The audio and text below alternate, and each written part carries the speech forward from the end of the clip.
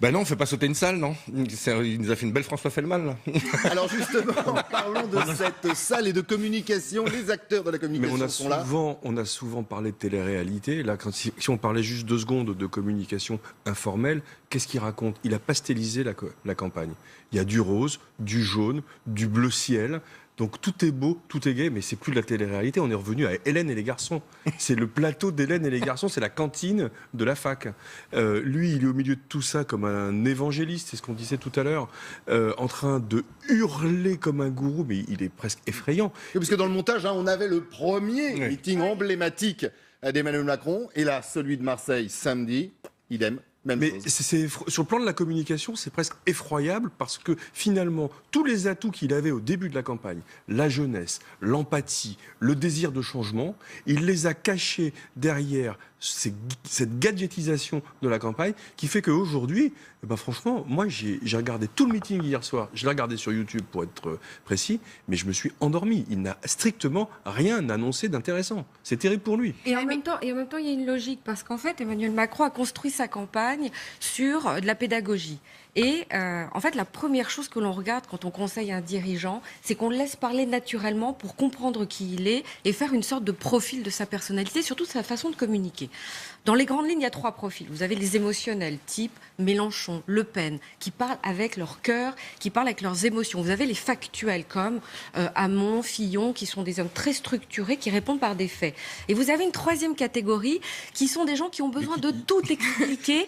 On appelle ça plutôt les narrateurs. Et Emmanuel Macron est un narrateur. Et là, il est en train de jouer... avoir une prestance, je vous suis, et une voix pour narrer. Voilà. Et il est en train de jouer contre nature, parce qu'il ne faut pas oublier que c'est un homme très introverti. C'est pas un communicant naturel, Emmanuel Macron. C'est un Donc, introverti. si je vous suis, c'est quelqu'un qu'on a fabriqué. Et là, aujourd'hui, il a surtout une gestuelle qui nous rappelle un autre Roquet. Il s'est mis en scène par l'apprentissage du théâtre depuis tout petit. Et petit à petit, c'est un homme qui travaille énormément, qui est très intelligent, qui apprend vite. Donc on l'a formaté pour des discours. Il est dans sa zone de confort. Il explique son programme qu'il connaît par cœur. Là, il change de ton parce que maintenant, on est à 3 semaines. Il est en tête, donc il a une très forte pression. Et il doit attaquer. Il ne sait pas attaquer, parce que quand on attaque, il faut vraiment relâcher ses émotions. Moi, je pense que non, mais dès qu'il a une attaque, ça sonne faux. Mais je crois qu'on est entré dans l'ère post-politique, là. Je crois que c'est un fait. C'est-à-dire qu'on a devant nous... c'est quoi l'ère post-politique? On a un télé-évangéliste, on le disait aussi ensemble. C'est-à-dire qu'on a quelqu'un qui est en fait un manager. On est dans un grand team building. Il y a des équipes rouges, vertes, bleues. Sortons les post-it. Allez, levez-vous tous ensemble. C'est le candidat. Et on s'applaudit. Et on s'applaudit. On n'a pas de slogan. On a Emmanuel Macron président. Point barre. Il n'y a pas le programme. Certes, il est développé, sauf que c'est un peu pour séduire un peu tout le monde. C'est-à-dire que c'est vraiment du marketing politique. Chacun va retrouver très bas étage, pardon. De très bas étage. Chacun va retrouver ce qui compte. Est-ce que vous pensez ça? Est-ce qu'on a atteint ce week-end les limites et du personnage et de la communication en politique? Moi, je pense, parce que quand on regarde sa gestuelle, uniquement, sans écouter, faites l'exercice, il imite Nicolas Sarkozy. Il bouge les épaules, il bouge la tête comme ça. Il a la gestuelle de Sarkozy. On a l'impression qu'il a... Et vous pensez que ça a été étudié ? Le programme de Hollande, la gestuelle de Sarkozy. En gros, c'est une sorte de synthèse. Emmanuel Macron, c'est un produit, je suis tout à fait d'accord avec ce qui a été dit, c'est un produit qui a été fabriqué. Il est probablement le jouet ou la marionnette de quelqu'un qui aurait aimé pouvoir se présenter, mais qui malheureusement n'en a pas pu. On va y revenir. C'est donc le nom que vous avez prononcé, mon cher Christophe. Et finalement, il prend un petit peu de chacun. Mais au fond, ça donne quoi? Ça donne rien. C'est pas un produit. On parlait de marketing. C'est un trou noir. On a une marketing. Alors évidemment, on va en avoir des problèmes à la maîtresse. On va avoir. S'il est au second tour, on est mort. C'est-à-dire que c'est ça, c'est une espèce de force, mais il n'y a rien. C'est un candidat de synthèse, voire un artefact pur et dur, quoi. Un artefact. Non, mais c'est le triangle des Bermudes. Je suis d'accord. C'est ça. C'est le triangle des Bermudes. Et il retire de toute matière les choses. Après, j'en souris d'habitude. Je suis plutôt en colère parce que enfin. Oui, c'est vrai. Là, vous avez l'air pas résigné, mais parce qu'on va pas se raconter de bêtises. Ce type est dangereux. Il est dangereux, son programme est dangereux. Et quand il attaque le Front National, c'est la seule chose sur laquelle il a raison, de dire que c'est le candidat qui est le plus frontal avec le Front National. Parce que c'est le candidat le plus populiste, avec le programme qui se rapproche le plus. Sa mesure économique phare a été vendue par Jean-Marie Le Pen 2 fois de suite et par sa fille ensuite. Mais il est dangereux pour le Front National parce qu'il Non, il est dangereux pour nous, pour les Français. Oui, mais il est dangereux pour le Front National et c'est pour ça que Marine Le Pen le combat comme ça. Et c'est pour ça que dans une hypothèse de second tour, Macron-Le Pen, il est donné vainqueur. C'est parce que finalement, il est beaucoup plus politiquement correct et tout le monde va voter pour lui si jamais on se retrouve Oui, dans enfin, cette hypothèse. son front républicain, c'est surtout aussi parce qu'il a aussi pas grand-chose à vendre Mais bien derrière et que c'est Alors, un peu le si vous système. êtes d'accord, mes amis, nous allons continuer, parce que c'est un peu notre but dans cette émission, en images, toujours Marseille. Décidément, il s'est passé beaucoup de choses ce week-end à Marseille. Toujours Emmanuel Macron, mais autre contexte. Regardez. Aujourd'hui, et comme on dit ici, on craint des gains. Les Français, ils sont bons. Pas bonjour. Oui, j'ai jamais dit un truc comme ça. Ne me touchez pas. Ne me touchez pas. Ne me touchez pas. Lève ta main, mon frère. Ne me touche pas. Vous dites que les Français, c'était bon à rien et vous venez là. Non, tu as dit que les Français, c'était bon à rien. On est d'accord ou pas? Je n'ai jamais dit ça. Vous ne passerez pas. On n'a jamais voté, on votera pour. Quinquennat. Mais oui, mais les Français sont intelligents, ça fait plaisir de voir ça. C'est que les gens sont intelligents. Par contre, c'est là où on voit le danger, c'est qu'il dit... D'habitude, on vote pas, et là, on va voter pour pas que vous passiez. C'est-à-dire que vous votez pour qui? Oui, c'est ça, Et c'est là où il y a un vrai danger. C'est là où il y a un Marine danger. Le Pen. Mais ce monsieur, comme vous le dites, il a dit tout haut ce qu'on est en train de dire ici Eh oui. dans cette atmosphère feutrée. Il est le candidat de la suite. Il est le garant de la continuité du programme de François Hollande. Et je pense qu'il a eu vraiment tort de s'afficher avec des soutiens qui sont des soutiens qui l'institutionnalisent. Il avait Alors, le une problème, stratégie c'est de qu'il a rupture. été parfois victime de ses soutiens, Oh, bah, notamment le c'était- dernier la semaine dernière. Non, mais enfin, ces soutiens, quel soutien? Enfin, il ratisse large. Enfin, Attends, Trou noir. Delanoë, non, mais c'est ça. Enfin, Delanoë, ça me Le rappelle les Drian. méthodes d'une Clichy. Enfin, on va arrêter de Manuel Valls. Le Drian, Manuel Valls, c'est qui? Enfin, c'est toute la Hollandie. Toute la Pas Hollandie. seulement. Mais pas d'où seulement. l'image Oui, non, mais Estrosi, ce d'ailleurs. monsieur en question, là, il se rappelle de ça. On va y revenir sur Bien cette sûr. image parce qu'elle a fait couler beaucoup d'encre. Alors des attaques, il y en a eu, je vous le disais, hein, des pleurs. L'idée quand même de rendre coup pour coup entre les candidats. Et puis il y a cette image. Stéphane Attal essayait de la dessiner, voire de la contourner. Eh bien on l'a, une image d'ailleurs. Un nom aussi, c'était milieu de semaine dernière. Elle venait de François Fillon. Il a continué autre meeting, c'était en Corse. Écoutez. Il faut faire éclater notre volonté d'alternance, celle d'une alternance forte, pas d'une alternance molle. Faites tomber les masques d'Emmanuel Hollande ou de François Macron, peu importe. Nos compatriotes se moquent bien de ce bal masqué politique. Ils savent bien que sous un pavillon de complaisance différent, c'est bien la même marchandise frelatée qui se trouve dans les cales et c'est surtout le même équipage. Alors, réaction bien évidemment dans quelques instants sur ce que vous venez d'entendre, mais puisqu'on est dans le Emmanuel Hollande ou dans le François Macron, regardez.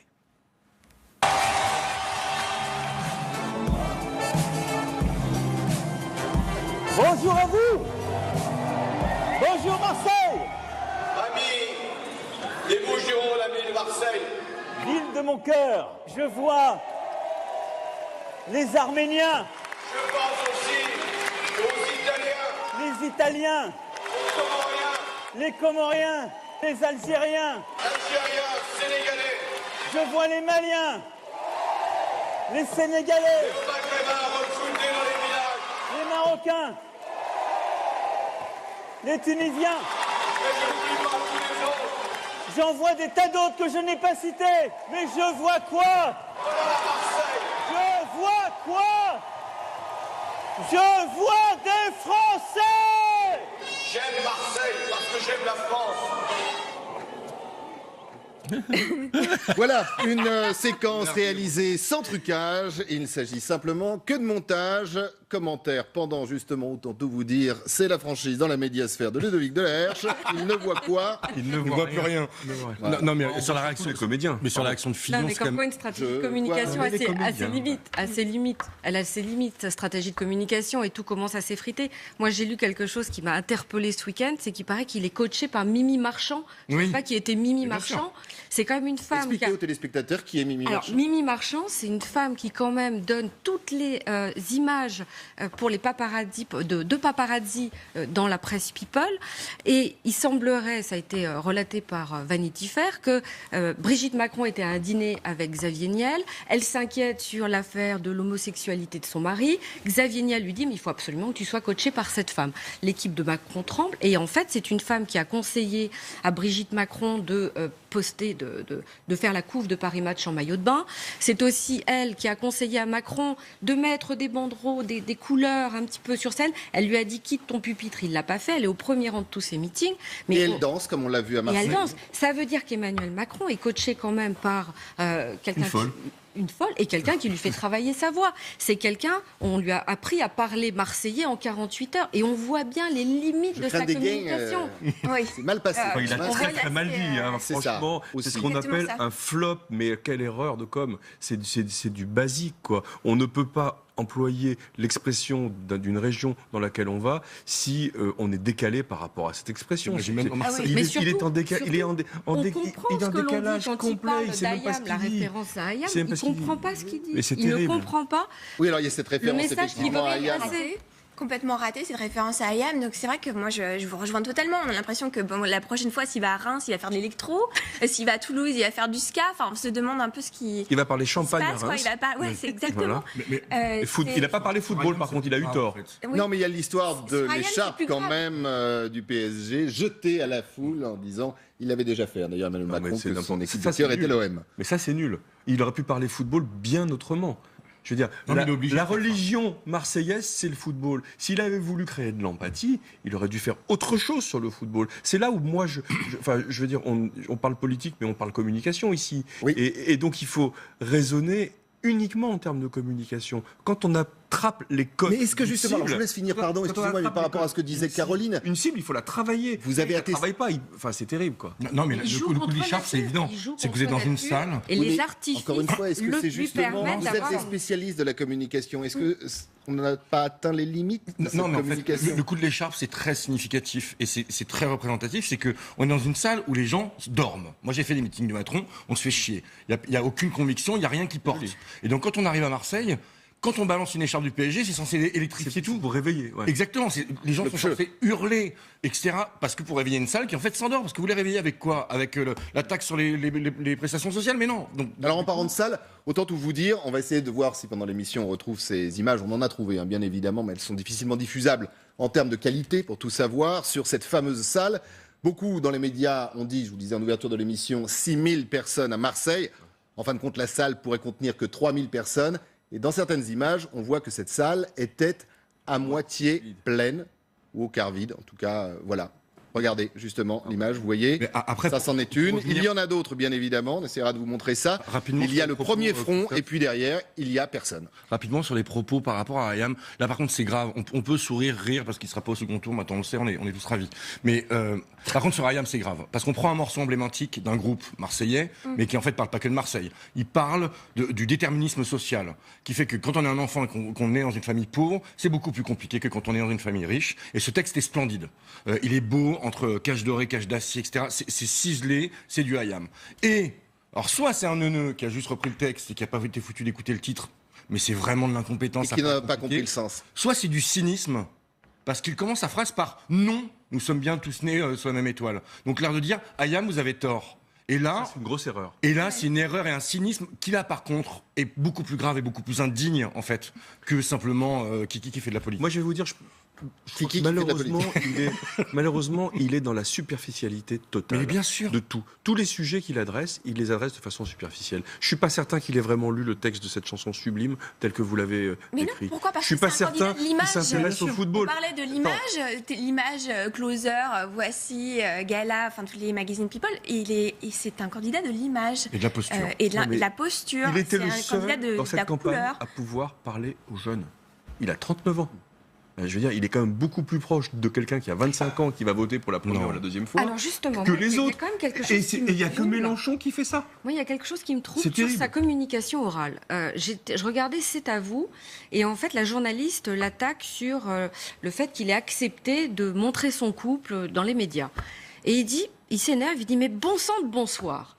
est-ce que vous employez cette expression à 38 ans dans sa communication? Même à 50, Non, mais je vais vous dans dire, sa madame. communication, parfois, il dit naguère, confirme. naguère. Voilà, et je trouve qu'il y a un décalage entre sa femme, Mais qui, vous le disiez tout à pardonnez-moi, l'heure, que je Caroline. trouve très belle, Vous disiez- c'est une femme qui est très intéressante, qui ne fait pas son âge, et un homme de 39 ans qui se dit être révolutionnaire, qui veut amener... Mais vous l'avez dit tout à l'heure, etc., Caroline, et qui c'est la emploie différence un entre vocabulaire ce très qu'il est étonnant. certainement et peut-être d'ailleurs et l'image qu'on veut bien lui Et donner. c'est le packaging, on en revient au candidat marketé. C'est, on dirait un étudiant Dès que je en vais m'énerver, commerce. je vais dire mais bon sang de bonsoir. Mais ça pristille. Alors, allez-y. Ça pristille. Oui, maintenant on va parler comme ça chez vous, Christophe. Bon, il y a de l'image, il y a aussi de la politique, bien évidemment. Toujours Emmanuel Macron, son ennemi François Fillon, règlement de compte entre les deux hommes.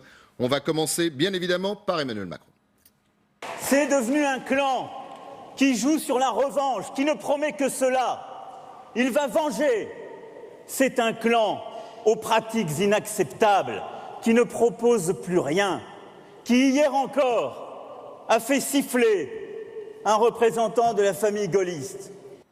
Alors, il joue. Il n'est pas habité. Il n'est pas habité. C'est-à-dire comédien. qu'on sent que ce sont des phrases préparées et qu'il ne se les est pas appropriées. Et c'est ça qui dérange, je trouve, à l'image. Il interprète un rôle. Qui lui a probablement été écrit par d'autres, dont on peut supposer qu'ils sont François Hollande, son épouse et je ne sais qui encore. Mais il interprète un rôle. N'oublions pas qu'il a connu sa femme dans un cours de théâtre il y a déjà 20 ans, 25 ans, et finalement, il n'est peut-être pas autre chose qu'un comédien de planche qui interprète un rôle que d'autres veulent écrire pour lui. Alors, autre sonore à analyser, c'est tout de suite, c'est parti. Je veux que nous soyons le vote du cœur, le vote de l'enthousiasme, le vote de l'espérance, et que nous chassions loin de cette campagne, loin du pays, le parti de la haine, celui du mépris, celui du repli, et toutes celles et ceux qui nous font tellement honte. Aujourd'hui, et comme on dit ici, on craint des gains. Voilà, on craint des gains, séquence 2. Et commentaire de Caroline Chevalon sur ce que vous venez de voir.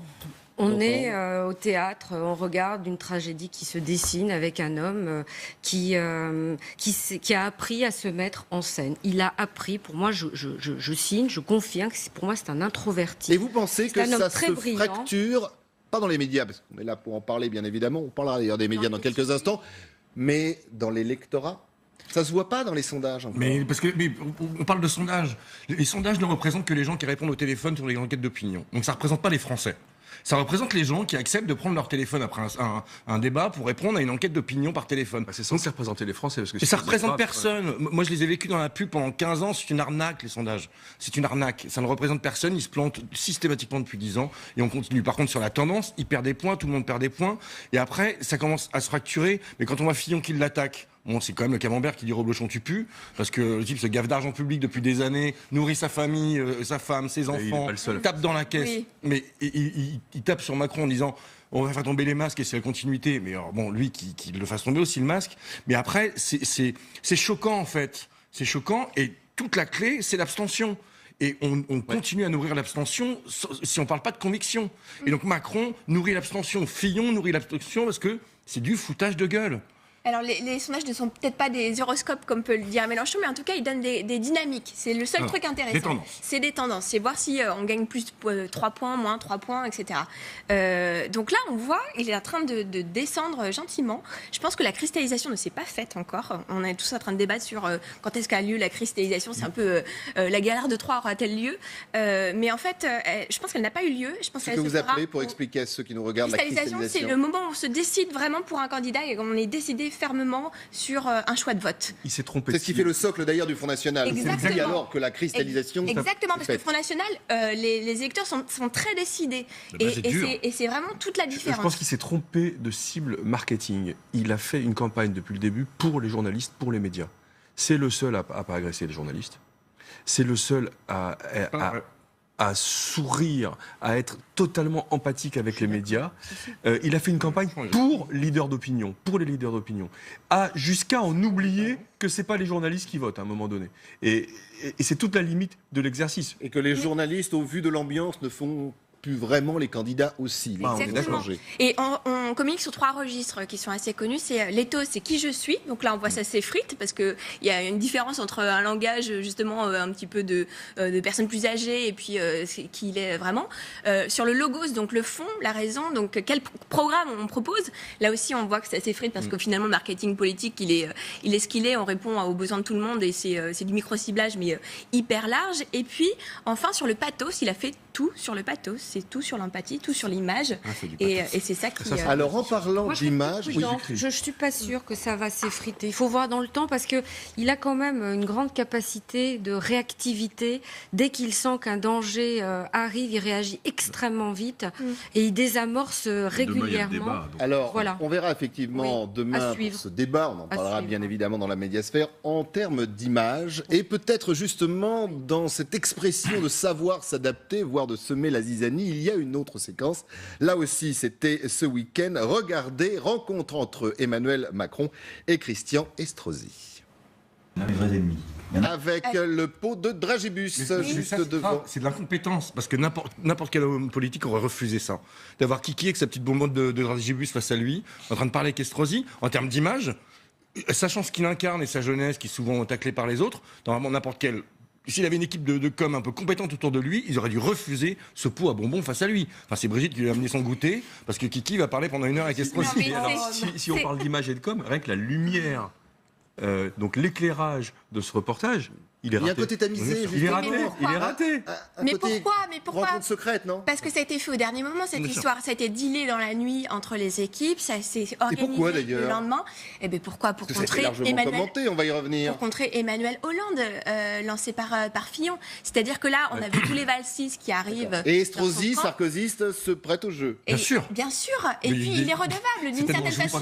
Parce que l'homme qu'on a vu sauter sur scène, genre qui ne saute pas n'est pas Macron, c'est l'homme qui a permis à Estrosi d'être le président de région. C'est-à-dire qu'il est redevable, Estrosi, d'une certaine façon, et il joue aussi le fait qu'il a été hué la veille dans un meeting pour défendre François Fillon, et qu'il a toujours appelé à voter Juppé. Il a demandé à Fillon de se désister plusieurs fois. Il cherche un job. Non, mais sur 48 heures, il a vu ces deux. Mais ça vient pas d'Estrosi, hein. C'est En Marche qui a contacté Estrosi. Oui, mais il a accepté. Enfin, il a accepté. Sauf que lui a accepté en disant OK, mais je veux de la télé. Et il veut une image, ce qui n'était pas prévu par En Marche au départ. Et c'est pour ça que c'est pour le savoir, elle peut être désastreuse. Non, mais c'est pour ça que c'est monté. Ça lui sert à quoi à Estrosi d'avoir une image? Il est candidat à rien, sauf évidemment à avoir un job chez Macron, chez Fillon. Mais comme tous les opposants. Il y a l'ouverture justement, notamment au centre et à droite, prônée par Emmanuel Macron. Oui, et c'est très risqué pour Macron parce que justement, Estrosi est quand même quelqu'un qui est très clivant pour la gauche. C'est contre Christiane Taubira, contre le mariage pour tous. Enfin, c'est des choses un petit peu fortes et iconiques. Il s'est attaqué à ça, quoi. Mais il en a besoin en PACA pour les législatives. Je vous laisse continuer si vous êtes d'accord sur le sujet. On va juste écouter ça. Estrosi, c'est un signe. C'est-à-dire que vous voyez bien qu'il y a des responsables politiques nombreux qui regardent l'avenir en pensant qu'on va devoir travailler ensemble. On partage l'essentiel Estrosi-Macron. Ah, ça, c'est génial. On a fait du chemin. C'est aussi le mot ralliement qui est utilisé dans cette campagne à tout va. Alors, ralliement, là, ils ont inventé un nouveau jeu. C'est-à-dire qu'on avait le ni oui ni non. C'est le ni ralliement ni soutien. Donc, on a une visite républicaine qui veut bien dire ce qu'elle veut dire d'une certaine façon. On est quand même très, très loin des belles campagnes politiques. Je veux dire, est-ce qu'on n'est pas aussi très loin des préoccupations des Français? Bien, parce que les belles campagnes politiques répondent à des attentes du peuple. Et aujourd'hui, la campagne politique, elle répond soit des attentes des réseaux sociaux, soit des attentes des journalistes. Non, mais ce qui est plus. Moi, j'ai juste une citation que je trouve assez intéressante, qui dit Estrosi, c'est la banalisation du discours de l'extrême droite. Il ne cesse de préparer un nid douillet au Front National. Mais là, ça, c'est le mouvement En Marche il y a 1 an. Donc on voit la profondeur des convictions, et ça c'est grave, parce que c'est pas tellement parler aux Français de leurs problèmes, parce que ça c'est pas très intéressant, mais le fond pédagogique, de réconcilier avec la vie politique, avec la vie citoyenne, de construire un projet, et en plus d'arrêter de mentir. Parce qu'on continue de mentir. Ce matin, la Bourse de Paris est en train de battre tous les records. Donc notre économie va très bien. Pourtant, ils nous disent que ça va très mal. Sur la xénophobie, le racisme, on l'entretient, parce que c'est ça qui est grave, en fait. C'est que non seulement la campagne est creuse, mais surtout, c'est pas de parler des problèmes aux Français. C'est surtout d'avoir une vraie logique de pédagogie, de réconciliation avec la politique et de reconstruction d'un avenir commun. C'est pour ça qu'on est vraiment dans l'ère post-politique. Exactement. Et je pense que c'est ça qui émerge, c'est-à-dire que c'est le candidat du moment. C'est-à-dire le candidat qui ne parle pas du sens, justement, qui est sur la forme et sur l'image, et il agrège un peu tout ça. Est-ce que vous voulez entendre une réaction politique à ces séquences qu'on vient de voir, et vous allez pouvoir continuer sur le terrain où vous étiez. C'est parti. Monsieur Estrosi à Marseille reçoit Monsieur Macron. Et chacun de déballer le grand jeu de courbettes, de déclarations inamourées, de promesses de travailler ensemble. Quand ça? Demain? Non! Aujourd'hui! Dès maintenant! Et pourquoi faire? Faire reculer le chômage, l'insécurité, mettre à bas le terrorisme, le communautarisme? Non! Faire battre le Front National. Voilà. Elle fait du Le Pen, mais elle le fait très bien. C'est ça. J'allais dire, on est loin de la com, entre guillemets. On est dans le fond. Bah non, elle est aussi dans la com, mais elle en a besoin encore. On n'est pas dans le fond. Elle est à l'école de son père. C'est que de la com, parce qu'elle fait de on est dans le fond de victimisation. cuisine du Front National. Exactement, c'est ça. Elle est toujours dans la victimisation. D'ailleurs, je pense que... Sur le contenu, bien sûr, on est dans le fond de cuisine. Mais elle irradie l'écran par rapport à Macron. C'est terrible. J'ai pas du tout envie d'avoir à dire ça, évidemment. Mais elle est super forte, quoi. Elle occupe tout l'écran. Elle est tribun ou tribune, je sais pas comment on le dit au féminin. Mais c'est une Le Pen, c'est une vraie Le Pen. Donc c'est quelqu'un qui est capable d'haranguer les foules. C'est intéressant parce que je trouve que Marine Le Pen, elle a grandi avec la politique et on le voit bien dans les images. C'est-à-dire que quand elle a 18 ans, elle est vraiment la fille de l'adolescente un peu rebelle. Après, on va sentir la femme. Et aujourd'hui, je trouve qu'elle est dans des codes de communication de la maman protectrice. Et ça se voit quand elle apostrophe des électeurs dans la rue. J'ai vu une image où elle disait à l'un d'entre eux, bon, vous avez terminé, je peux causer maintenant? Et on avait vraiment l'impression que c'est la maman qui va dire à table, qui tape la main sur la table. C'est Alice Sapritch dans Folcoche. Voilà. Alors, autre communication, autre élément qui revient assez souvent et très souvent, bravo pour l'image, dans cette campagne. Alors, ils l'ont tous fait, notamment ce week-end, la presse. Et comme on parle de presse, on va revenir avec Marine Le Pen. Ça pourrait résumer ce que pense une bonne partie des candidats d'ailleurs. Les médias se déchaînent pour tenter de nous atteindre de leurs flèches venimeuses. Le but ne sera pas de commenter avec neutralité et déontologie, mais de dénigrer, de caricaturer, parce qu'ils ne savent faire que cela dès que j'ouvre la bouche. Sûrement auront-ils à peine écouté le discours d'ailleurs, mais plus d'un Français n'est dupe de cela. Les médias encore. Mais elle est super forte. On parle quand même d'un parti qui a organisé une fraude fiscale à grande échelle avec des sociétés écrans qui vendent des kits de campagne qui sont remboursés avec l'argent public. Donc c'est une escroquerie à grande échelle. L'assistant parlementaire. Qui était organisé, on a les mails, etc. Ouais. Et on a quand même quelqu'un qui est sur scène avec marqué au nom du peuple, alors qu'elle a tapé dans les poches pour pouvoir nourrir des gens qui sont. Enfin, le Front National s'est construit avec des gens qui ont des noms à particules. On parle de noblesse installée. Elle a été nourrie. Mais alors là, on peut se retourner vers les médias, ça ne passe pas en tout cas, ça a du mal. C'est pas François Fillon. Et on a quelqu'un qui parle aussi à l'électorat le plus populaire, alors que c'est quand même quelqu'un qui vient aussi d'une grande bourgeoisie. Il y a une espèce de hiatus comme ça, et pourtant tout passe. Tout est calculé dans les vêtements. D'ailleurs, je ne sais pas si vous l'avez vu. Tout simplement parce qu'on s'y attend. La concernant. Sur l'Europe, c'est finalement on s'y attend. Ce qui a provoqué l'affaire Fillon, c'est qu'on ne s'y attendait pas. Le peuple ne s'y attendait pas, et il a provoqué un effet de sidération suite aux révélations du Canard enchaîné, qui a cristallisé sur les affaires. Mais avec elle, on s'y attend, ça a toujours été comme ça. Sauf son père est un magouilleur, je suis entièrement d'accord avec vous. C'est un grand enfumeur. Sa fille, pareil. Il va savoir si les deux sœurs, c'est pas la même chose aussi. J'en sais rien. Mais la grande différence, effectivement, c'est qu'elle finalement... n'a jamais dit qu'elle était irréprochable. La grande différence avec Fillon, c'est d'ailleurs ce qu'il a regretté ce week-end en Corse, François Fillon, quand il a dit voilà, je l'ai dit et c'est pour ça que tout le monde m'est tombé dessus. Bien sûr. J'aurais pas dû le dire, c'était une erreur. Pas le fond, d'ailleurs, mais la formule était une erreur. Mais en plus, il y a un fond. Je vais vous raconter une scène avec Marine Le Pen que j'ai vécue il y a quelques années. Il y a un fond chez elle qui est assez intéressant. Je me suis occupé d'une école de rugby pendant très longtemps et son fils jouait à Suresnes. Et donc, j'étais moi avec le Racing et toute l'école de rugby du Racing. Et elle vient chercher son enfant. Et elle sait que c'est le Front National. Elle a l'habitude de l'hostilité des gens, etc. Et on voit qu'elle balaye et rapidement. Moi, je me suis battu toute ma vie contre le Front National, donc ça devait se voir. La seule personne qu'elle a targetée, c'est moi, et pendant 2 heures, elle m'a pas lâché. Et elle est redoutable, parce qu'elle est habile, elle est intelligente, c'est une femme cultivée. Donc tout est bien travaillé, et elle aime cet affrontement d'aller tout le temps au plus difficile. C'est la grande différence qu'il y a 2 grands populistes aujourd'hui, qui sont elle et donc Macron. La grande différence, J'allais vous poser la question, vous voyez. J'en prends un petit peu quand même. Parlons pas de Mélenchon il y a 5 ans. On va en parler pourtant dans 2 minutes. Mélenchon, aujourd'hui, c'est très différent, en fait. Et sur le fond de son programme, il a un fond populiste depuis très longtemps. Si on regarde son programme-là, il n'y a rien de populiste dans son programme, en réalité. Vous parlez de Mélenchon. Et vous savez quoi ? On va en parler tout de suite. Quelle Mélenchon. transition! Ah, c'est bien, c'est préparé. Oh là là là là là là. Mélenchon, on l'a titré comme le 3e homme. Lui pense peut-être le 2e, et certains, pourquoi pas, sur ce plateau, pensent même premier homme. En tout cas, on l'écoute parce que Mélenchon a un poids, Mélenchon a un appui, les astres. Il est vrai que depuis plusieurs jours, les horoscopes nous sont favorables. Eh bien, si ça sert à donner du cœur à l'ouvrage, tant mieux. Et il ne faut pas renoncer à l'enthousiasme qui nous saisit, à l'idée d'une victoire qui hier semblait impossible et aujourd'hui semble se rapprocher de nous.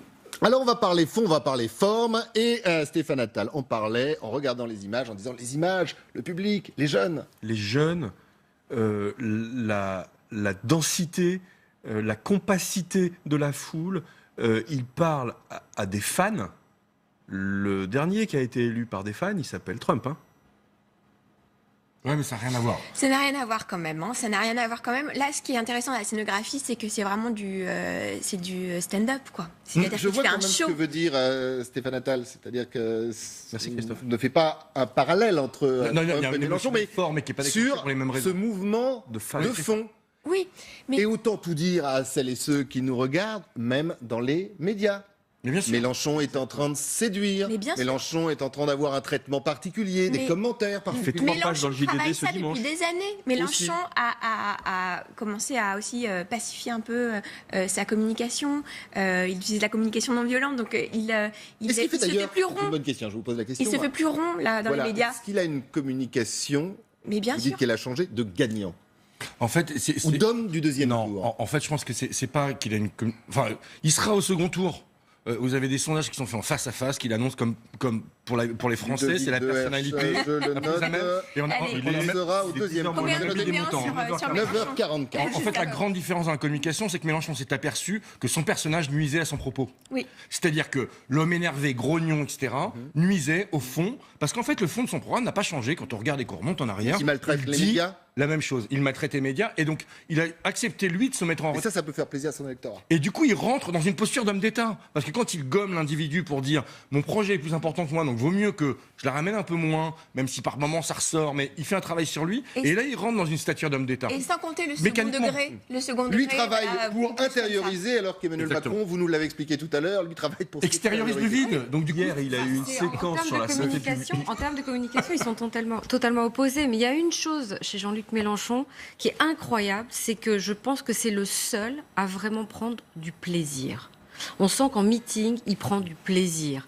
Il est en communion avec son public. Parce que c'est pas évident d'un seul coup. Mais contrairement aux autres, il fait une campagne tranquille. Mais complètement. Depuis un an. Et il a Est-ce qu'il pas est égal à changé. lui-même? Il n'y a pas d'affaire, il n'y a pas d'ennemi, personne ne le trahit. On va parler de trahison dans quelques Pourquoi instants. Parce qu'il a un Mais sur socle son de chemin. conviction qui est très ferme, c'est-à-dire qu'il est vraiment très solide sur ça. Il a juste eu l'image à travailler au fur et à mesure, et ça fait même plus d'un Il n'y a an pas d'affaire. qu'il fait ça, il n'y a pas d'affaires, donc lui, il Et ça continue joue son petit beaucoup dans cette campagne. bonhomme de Pas chemin. encore. Et il n'a pas peur déjà. Oh. Elle serait déjà sortie à Ouais, 20 c'est ça. jours quand Je pense même. que Non, là- non, puis surtout, il a une vision, une conviction et un projet à défendre. Donc ça change tout. Ça change tout, notamment dans les meetings, mais sur l'ensemble de ses apparitions, il a un socle et quelque Il a chose même à un défendre. look, regardez la photo, il a même un look. J'imagine que s'il était au second tour ou s'il est élu président, il va y avoir une mode Mélenchon. Il est pas habillé comme On le les voit. autres. Il a pris des habits de vieux trotskistes. Faut dire ce qu'il est. François Fillon fut un temps avait essayé cette petite veste. Ouais. C'était Ouais. pas le même prix, mais il a essayé. Elle n'est pas le même prix, ouais, en effet. D'ailleurs, il l'a Désolé. rendu. a-t-il dit. Le seul danger que je vois dans sa communication, c'est qu'à un moment donné, la forme prenne le dessus sur son programme et sur les idées qu'il faut en ressortir. Parce que finalement, on pourrait presque tous aller voir un meeting de Mélenchon pour le spectacle, parce que c'est un excellent orateur, parce qu'on attend sa petite phrase, on attend la façon dont il va être un peu Et il y en a à Et chaque d'ailleurs, meeting. regardez aujourd'hui, on parle plus de Certainement l'horoscope que de ses idées. Ce dont parlait Stéphane Attal tout à l'heure, et cette image avec Trump, il y a toujours la bonne phrase, on attaque toujours les médias, il y a toujours quand même, quelque part dans ces messages, des codes qui sont respectés, et ça fonctionne. Ça C'est que le Washington Post, la veille de l'élection américaine, donnait Clinton élu à 80%. Mais bien sûr. La veille. Donc c'est quand même terrible. J'en parlais avec un camarade hier à dîner qui était aux États-Unis à ce moment-là et qui me disait, notamment sur la Floride, tu sais, mais c'est juste incroyable que les médias comme le Washington Post ou d'autres annonçaient Trump gagnant et notamment en Floride, Clinton pardon, et notamment en Floride. On disait quand on prenait la route, les Américains ils l'affichent sur leur maison pour qu'ils vont voter et sur leur pare-choc. Sur la route, il y avait que du Trump. Donc c'est une espèce d'aveuglement et on est exactement dans le même cas. Merci beaucoup Ludovic. Décidément, nous avons vraiment préparé les transitions. C'est le numéro de Parce que tango. quand on prend la route, on peut prendre la route avec une caravane. Et justement, oui, elle est très dure celle-là. Ce matin, 8h30, ouais, je vois que ça réagit pas tellement sur le plateau. 8h30, il y a un autre, regardez, candidat qui lance la caravane du revenu universel. Le cœur qui bat la France, bien sûr. Le pauvre Hamon. Une campagne difficile, lâchée, trahie. Il essaye. Il espère. La conviction, regardez sur ces images, elle n'est pas vraiment là. Ludovic de la Herche disait à la vache. Je vous laisse le commentaire. Non mais c'est triste parce qu'il a fait une belle campagne. Enfin, il fait un une beau belle programme, campagne. il a une belle campagne. Sauf qu'il est aidé par personne. Il est trahi par tout le monde. C'est le seul qui parle d'amour. On en a déjà parlé. Son discours d'investiture, le soir où il est élu aux primaires, enfin il est désigné pardon aux primaires, est magnifique. C'est l'un des plus beaux discours qu'on a entendu depuis très longtemps. Alors prendre Donc des c'est caravanes triste. quand même pour expliquer son revenu universel sur lequel il est revenu, c'est un peu Mais il compliqué. faut qu'il aille jusqu'au bout, qu'il fasse griller des hérissons dans un caddie. Mais c'est je la sais pas. caravane, c'est un principe de, c'était le principe de Montebourg qui avait fait une caravane comme ça qui circulait un petit peu partout. D'ailleurs, C'est vrai que l'idée. Ouais. Elle Mais vient c'est de- vrai que l'image est assez désastreuse. Et en plus, là, les médias accentuent ça. C'est-à-dire qu'on va voir les gens, justement, qui sont passifs derrière, l'absence d'animation. Là, c'est des images qu'on a tournées. Oui, hein. mais il y a des images qui sont pas choisi. ressorties aussi dans le back-office des meetings, où on le voit un petit peu tout seul. Et effectivement, il fait une campagne tout seul. C'est le seul à faire vraiment campagne, en plus, véritablement. Et voilà. Mais on le disait en antenne, c'est le seul aussi. Enfin, c'est l'un de ceux qui fait une belle campagne, une vraie campagne. S'il n'y avait pas autant de trahison, si certains n'avaient pas décidé de régler le sort du PS au-delà d'Hamon. Mais il a été le premier à trahir quand il était Ouais, dans les frondeurs. Il faut savoir qu'il paye aujourd'hui ce qu'il a lancé il y a 2 ans et demi à peu près. C'est possible que ce soit ça, tout simplement. Il fait effectivement une belle campagne. En tant que candidat, je trouve que c'est un bon candidat. Beaucoup de monde à son Il a, notamment. il a de vrais sujets, il a de vraies propositions. On peut être d'accord ou pas d'accord, mais en tout cas, sur le plan du marketing, sur le plan du contenu et sur le plan de la façon dont il l'exprime, c'est-à-dire la communication, c'est un bon client. Le problème, c'est qu'il manque d'audibilité parce qu'il est cassé de l'intérieur, il est cassé sur sa gauche par Mélenchon, il est cassé sur le centre par Macron, et maintenant il est cassé par Valls qui veut récupérer le parti. Et dit-on par François Hollande qui veut l'éliminer. Oui, parce que de toute façon, Macron, Valls et Hollande, c'est à peu près la même maison. Hein.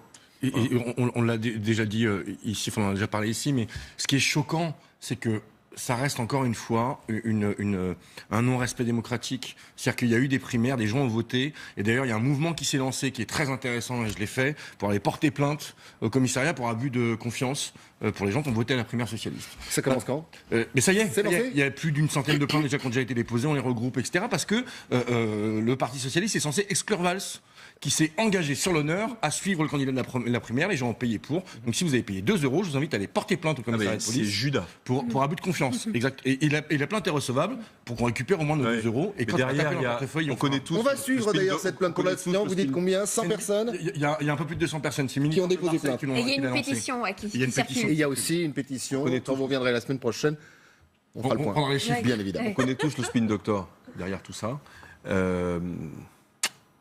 Il a vieilli.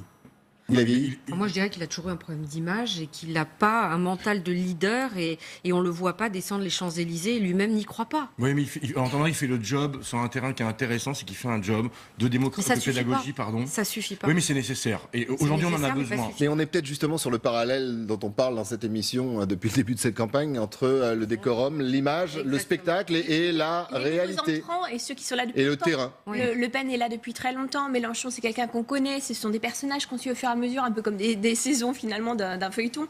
Et là, ils arrivent, ils ont peu de temps pour. Macron aurait C'est comme dû si à un moment, c'était pas son exploser heure. la campagne. Il y avait vraiment C'est pas de maintenant. quoi faire pour lui. Ouais, pour lui. C'est dommage. Eh bien, nous allons nous quitter sur ces paroles. C'est dommage. Ce qui n'est pas dommage, c'est qu'on se retrouve demain, même heure, même endroit. Ce qui n'est pas dommage, c'est merci à vous de nous suivre. Merci à vous d'être sur ce plateau. Allez, petit coup de pouce à la campagne de Benoît Hamon. On se quitte sur ces images et en chanson.